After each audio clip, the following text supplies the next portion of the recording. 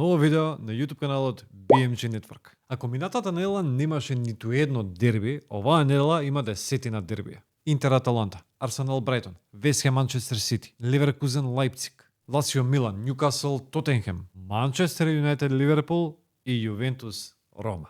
Ама чекај, прво фантази премиер лига.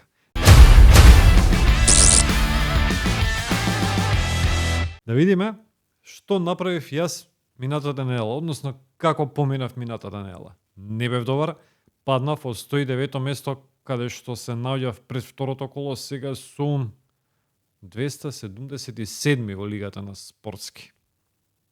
Катастрофа. И шо муаве да правам се.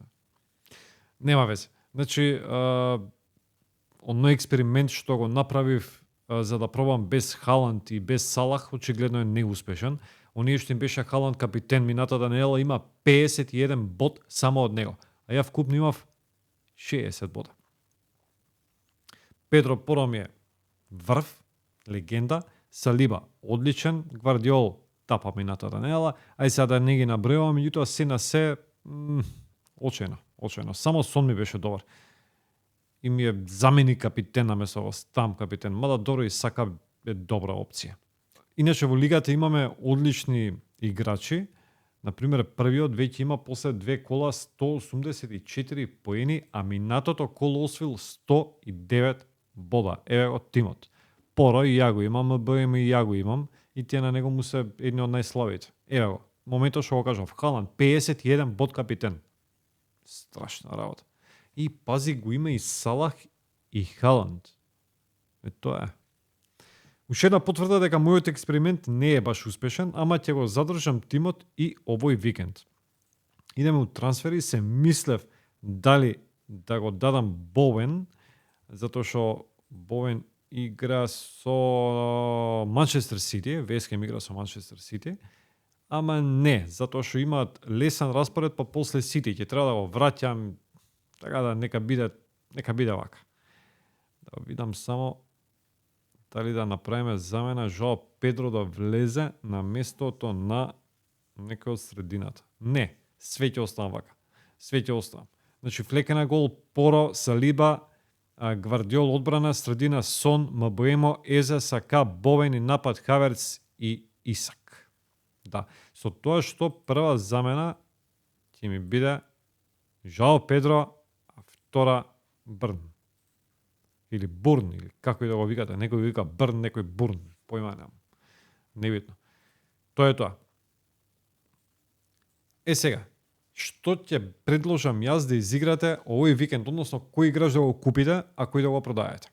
Има неколку опции. Вака, Воткинс. Ако го имате Воткинс, ја го имав првото коло, го продавав. Сега би сакал да го вратам, ама пак ќе кажам, ќе го задржам овој тим, уште оваа недела. Меѓутоа Воткинс после овој надпревар има едно страшно лесен распоред неговата екипа, така да мислам дека ќе блесне. Понатаму идеме Езе. Го имам и јас, не е многу скап, 7 милиона е, а Езе е фудбалер кој што во првите две кола од премиер лигата имаше највеќе удари кон противничкиот гол. Прашање на време е кога ќе му тргне. Од него очекуваме највеќе. Значи, ако го имате, задржете го, ако не, може да го земете да го пробате. Фоден, ако го имате, аут. Одма. Зашто? Затоа што второ коло не играше, прво коло изигра 45 минути, а сега повторно веројатно нема да игра, нешто настинат бил појма немам. Палмер, ако го имате, одлично, ако не, земајте го, 10 милиона негде вредеше, одличен фудбалер и мислам дека сега Челси игра со Кристал Палас, така да може да биде и капитен. И последниот предлог е Педро Поро. Дечки, го имам Поро 9 бода прво коло, второ коло 6 бода. За одбрана 15 бода после две кола е одлично. Земајте го. Следете фантази премиер лигата која што правиме заедно со Спортски, да потенцирам за најдобрите 5 имаме награди. Ајде да се вратиме на утакмиците овој викенд. Прв надпревар Манчестер Юнайтед Ливерпул.